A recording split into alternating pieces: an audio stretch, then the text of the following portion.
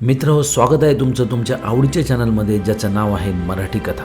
या ठिकाणी तुम्हाला मिळतील विविध जॉनरच्या कथा। या चॅनलमध्ये तुम्हाला केवळ मनोरंजनच नाही तर मनोरंजनापेक्षाही खूप अधिक मिळेल। आम्हाला सपोर्ट करा, चॅनलला सबस्क्राईब करा आणि कथाप्रेमींच्या या जगात सामील व्हा।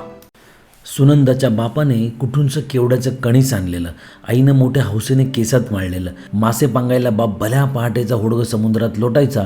बरोबर दोघं तिघं मैतर, एक मिनमिनता कंदील। आई बापाच्या वाटेकडे डोळे लावून ती बसायची। बाप परत आला की तिची घाई सुरू व्हायची। डोईभर टोपलीवर मासे घेऊन ती बाजारात जाऊन बसायची। कधी ठरल्या 4 घरी राबता घाली, ताजे रुपेरी मासे दौलत घेऊन येत। सुनंदाच्या मनात एकच सवाल, रोजच्या रोज एवढे मासे प्रत्येकजण टोपल्या भरभरून आणतोय, दूर क्षितिजाला टेकलेल्या समुद्रातली मासळी संपून कशी जात नाही। आता हसू येतं तेव्हा फक्त मनात तिच्या गोंधळ होता। बाजार करून आई परते, बाप काही बाही कामं उरकी, चुलीवर ताजी मासळी, ठसका लागेल असला मसाला, भाताचा ढीक, सगळ्या संमिश्र वातावरणात तो केवड्याचा गंध मिसळलेला। बाप पहाटे उठून पुन्हा निघून जायचा। आई खूप वेळ समुद्राकडे तोंड करून बघत बसायची। हातात केवड्याचं सुकत चाललेलं पान, तरी त्याचा मंद गंध दरवळलेला, डोळे हरवलेले, केस अस्ताव्यस्त। समुद्राची गाज आणि केवड्याची धुंदी या दोघांनी तेव्हापासून तिच्यावरती गारूड केलेलं होतं। भरतीच्या आक्रमक लाटा तिला भारी आवडत, ओहटलेला सागर तिला केविलवाना भासे। मग दूर दिसणारे डोंगर आणि झाडी डोळ्यात साठवून घेत ती सुरकुतलेल्या म्हाताऱ्या समुद्राकडे पाठ करून बसे।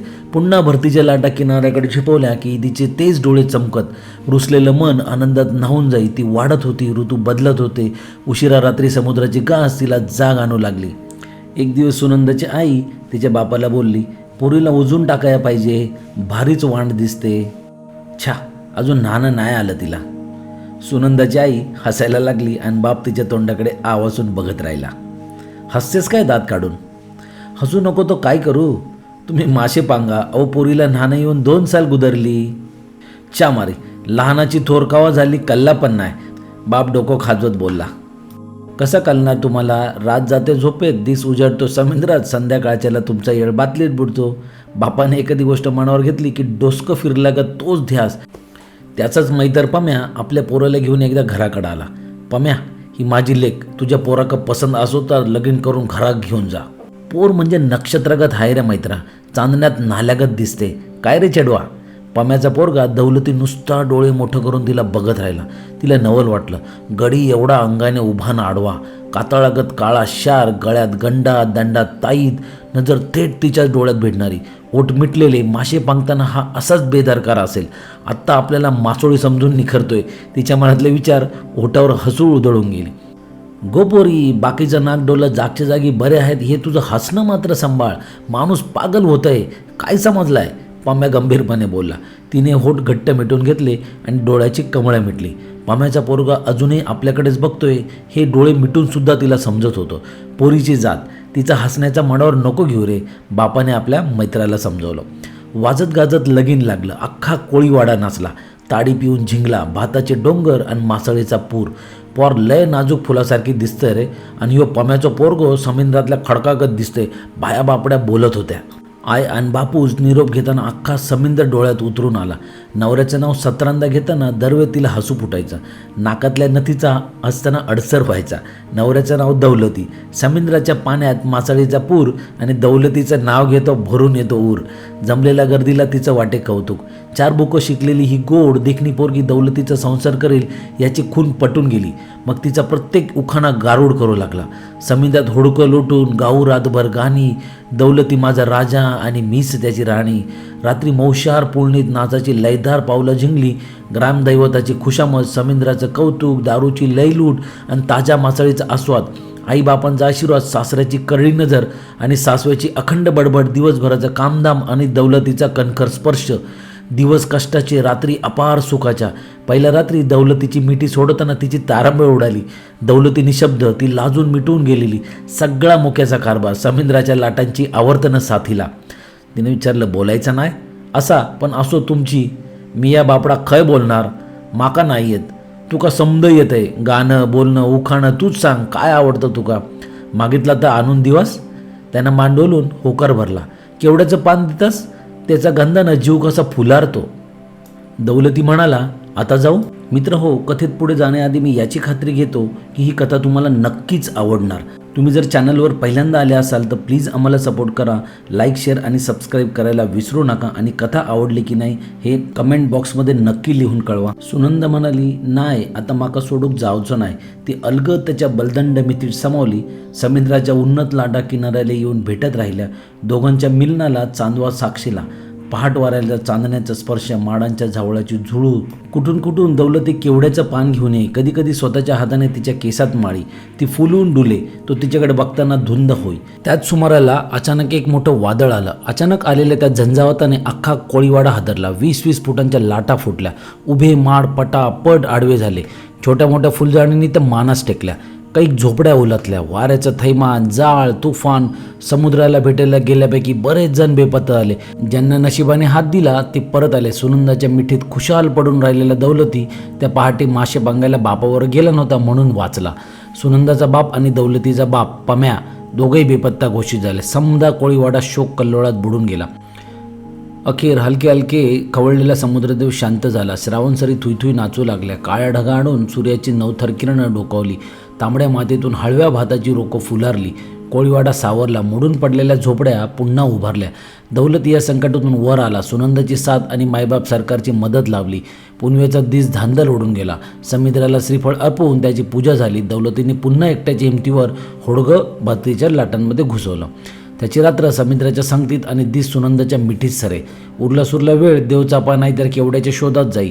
सुनंदा डोईवर ताज्या माशांच्या टोपल्या घेऊन निघाली की त्याच्या हाती ताडीची बोतल दिसे.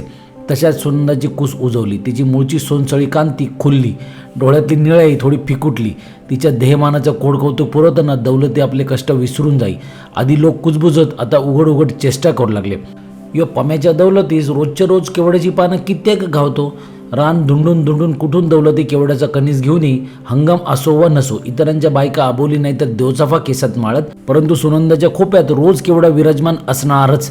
केतकीच्या बनात सापाचं अधिराज्य, भूताकेतांची वस्ती. पण दौलतीला कळी काळाचं भय जरासुद्धा कधी वाटलं नाही.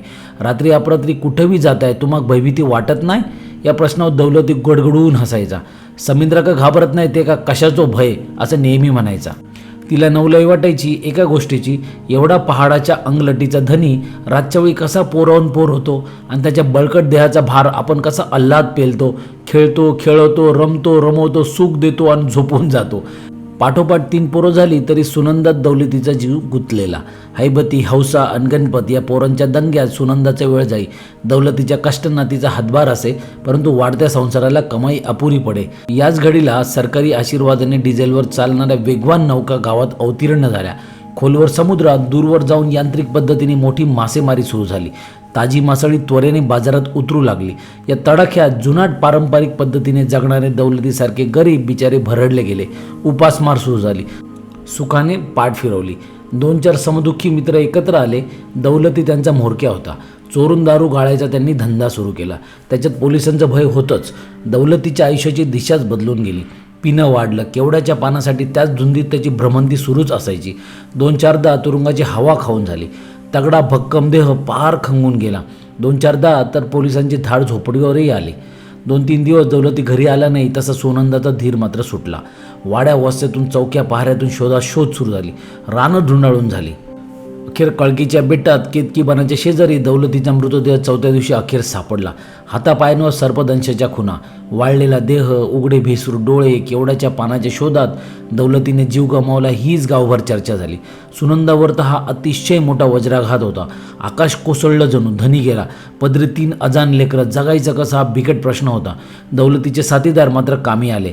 त्यांच्या मदतीने चोरट्या दारूचा धंदा पुन्हा सुरू झाला. लेकरांच्या मुखी घास ठरू लागला. दारूची ग्लास भरून गिराईकांना देण्यात सुनंदाचा दिवस सरू लागला. भरल्या डोळ्यांनी समोर लटपटत्या पावलांनी चालणाऱ्या दारुड्यांकडे बघत सुनंदा स्वतःचा तोल सावरत होती. कधीतरी अचानक धाड पडे. पोलीस गोळा होत दाराची जीप उभी राही. तयार मालाच्या बाटल्या फुटत दारूचा उग्रदर्प आरपार भिने. केवड्याचं पानती तर केव्हाच विसरून गेली होती. 2-4दा आता पोलिसांनी तिलाही पकडून नेलं. पाठीत काट्या घातल्या त्या एकदाच. 3 पोरांनी चौकीसमोर गळा काढला आणि हवालदाराला कणव आली. मारू नका, हवे तर पैसे घ्या, सुनंदाने सुचवलं. मग हप्तेबंदी ठरून गेली आणि या साऱ्या गडबडीत सुनंदाने कुणाला जवळ नाही येऊ दिलं. तिच्या डोळ्यातलं तेज देहाचं पावित्र्य जपायला मदतीला आलं. पोरं अशी तशी वाढत होती. त्याच्यात सुख नव्हतं, समाधान नव्हतं. मन बेचैन, देह उद्ध्वस्त. पोरं उपाशी, चिंता उशाशी, काय होतं काय झालं असं कुठवर जगावं मन तळमळे. रातच्याला दौलतीची मिठं आठवून तिचे डोळे भरून येत. लगीन झाल्यावर घेतलेले उखाणे ओठांवर येत. मनात अनावर लाटा पिंगा घालत. ही होरपळ तिला नकोशी वाटे. वहिनीबाय, ह्यो काय खरा नाही हा, अशानं संसार नाही होणार. तुझ्या पदरात 3 पोरं, तू ही अशी उभार देहाची, नासून जाशील या टिचभर गावात. दौलतीचा दोस्त सांगू लागला. ती दचकली. डोळे मोठे करून त्याच्याकडे बघत राहिली. विंचू डसावा तशी गडबडून गेली. माझो विश्वास कर, घर वाईट साईट नाही सांगत मी. जमिनीला पाणी तसं बाईला धनी. आधारानं राहावं, सुखी व्हावं. तुमचं म्हणणं तरी काय ते कलू दे, ती धीर करून बोलली. मग दौलतीचा मित्र म्हणाला, आपल्या ह्या अड्ड्यावर एक सेट येतो, राहतो तिकडे मुंबईला.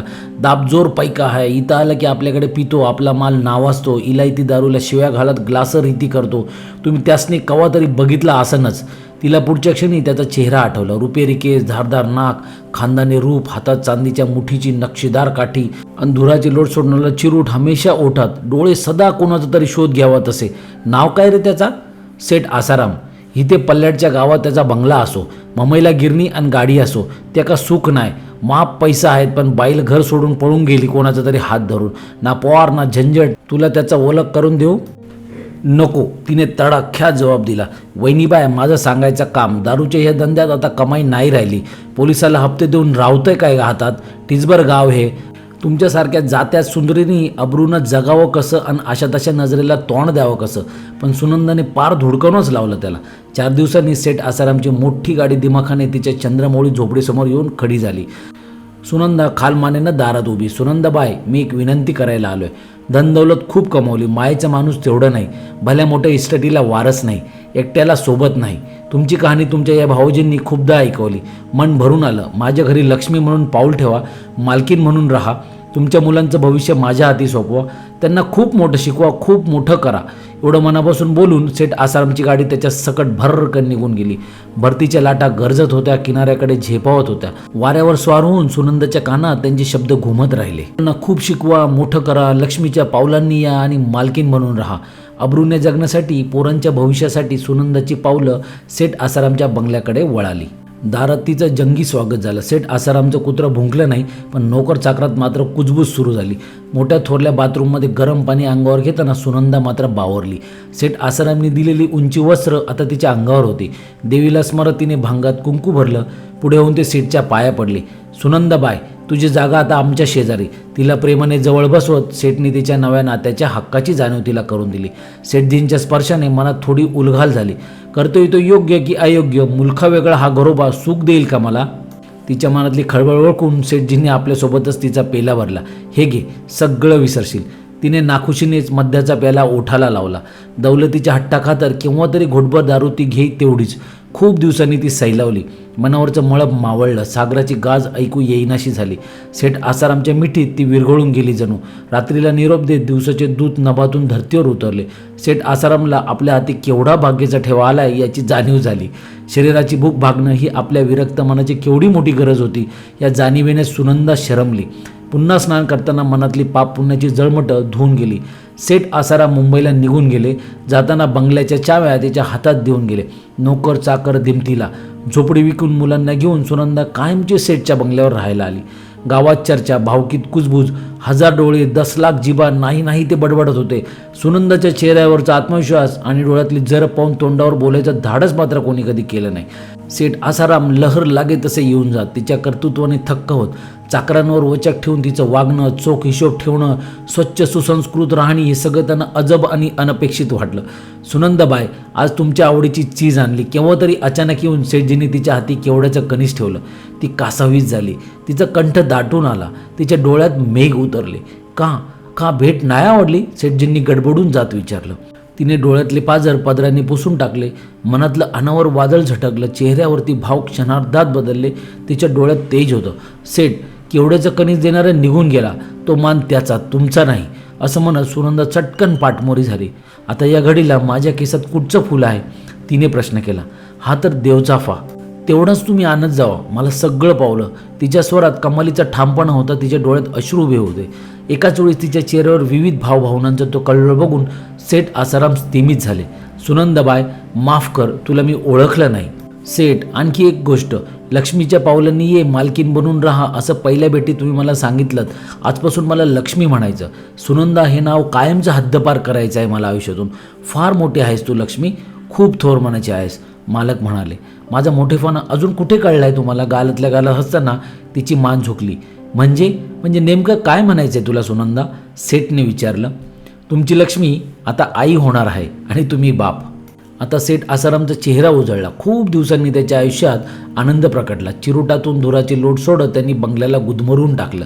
लक्ष्मीला तिच्या मुलांसकट सेठ आसाराम मुंबईला घेऊन गेले. यथावकाश लक्ष्मीला पुत्र झाला. सेठजींच्या अवाढव्य मालमत्तेला वारस लाभला. सुनंदाच्या मनातली पापपुण्यांची वादळं निमाली. सेठजींचा मुलगा थोडा मोठा झाल्यावर सुनंदा पुन्हा मुलांसह गावाकडच्या बंगल्यावर परतली. तिची मुलं तालुक्याच्या गावी शिकून खूप मोठी झाली. जुनी जाणती माणसं तिला अजूनही सुनंदा म्हणून ओळखतात. नवी पिढी तिला लक्ष्मीबाई म्हणून हाका घालते. सेठजींनी हे जग सोडून जायला आता कैक वर्ष लोटली. त्यांचा मुलगा मुंबईत इस्टेटीचा कायदेशीर वारस म्हणून जगतोय.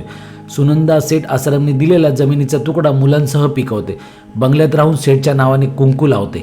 सुनंदा आता अख्ख्या गावची आजीबाई झाली. आता गाव मदतीसाठी तिच्याकडे हात पसरतो. घरंदाज स्त्रियांना सुद्धा हेवा वाटावा असं आयुष्य जगते ती. सागराची गास आता तिला जाग आणत नाही. पाप पुण्यांच्या कल्पना तिला अस्वस्थ करत नाही. तिच्या चेहऱ्यावर आत्मविश्वास आहे आणि डोळ्यात अपूर्व तेज.